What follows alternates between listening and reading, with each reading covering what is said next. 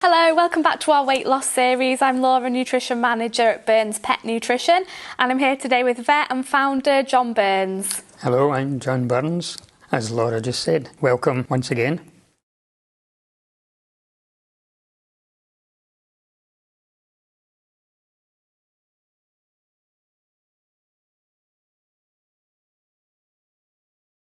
It's generally not enough just to feed a little bit less of the same diet.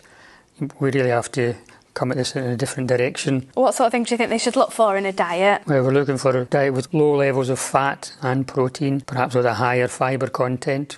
That can help to create a feeling of fullness and perhaps manage this satiety, as they call it, where the dog feels satisfied. These are the basics of a weight management programme. One feeds not according to how heavy the dog is now, but according to the target weight, perhaps a little bit less too. Yeah.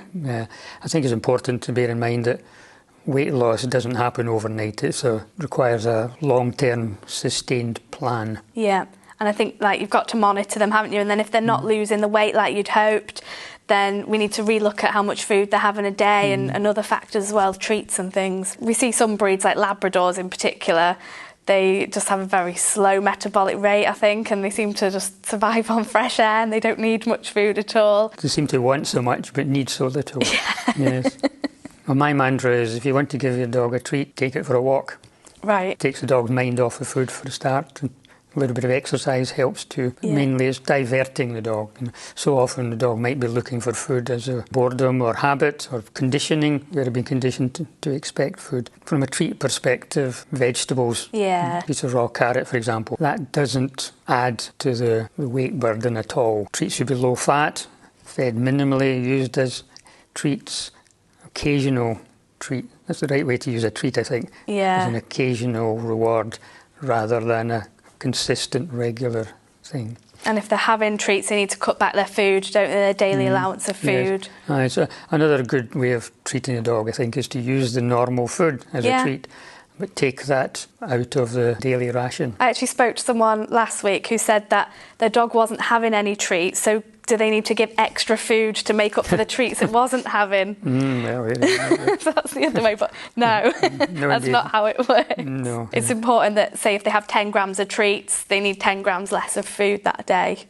Yes, indeed, yeah. Some people say, oh no, he doesn't like carrots or broccoli. Well, if the dog was really that hungry, he would eat those. So sometimes they're just trying it on just to see what they can get, but they're not actually that hungry. They just want a tasty treat.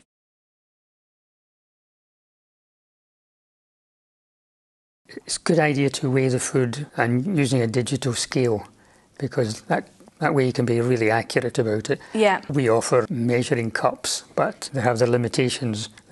Basically, they're not very accurate. I think it's good to weigh it out in the morning, the full daily allowance, and you can just use it throughout the day then.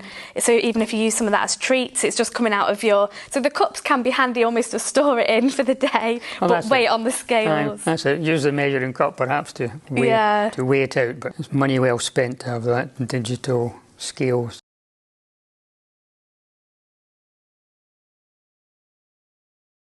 Well, first of all, because it seems to be effective and it's painless. This is one of the difficulties with trying to get a dog's weight down. It's those big eyes looking at you, and the weight control food really does seem to work. It's got a higher fibre content, which provides a feeling of satisfaction, and low fat. And it's still got all the nutrients they need in there, hasn't it? So they're getting everything they need, but at the same time, hopefully losing a bit of weight. And it's great for greedy dogs as well, isn't it? That's why we've got the Beagle and the Labrador on the front of the bag, because of the high fibre.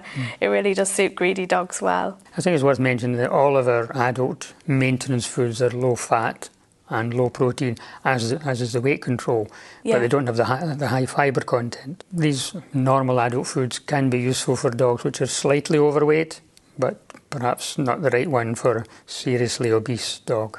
Thank you for listening, and if you do need help to get your dog to lose weight, then please do contact our nutrition helpline and stay tuned for our next video.